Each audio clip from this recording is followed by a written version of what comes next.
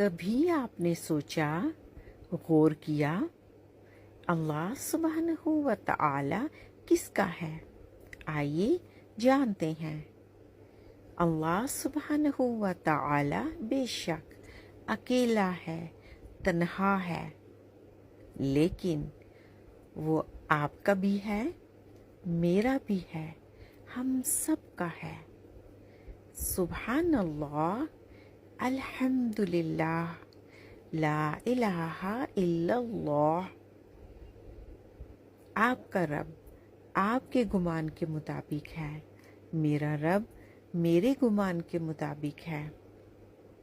वो ऐसी ज़ात है जो कायनातों में नहीं समा सकती, लेकिन वो आपके दिल में समाती है। आपका दिल बैतुल्लाह है।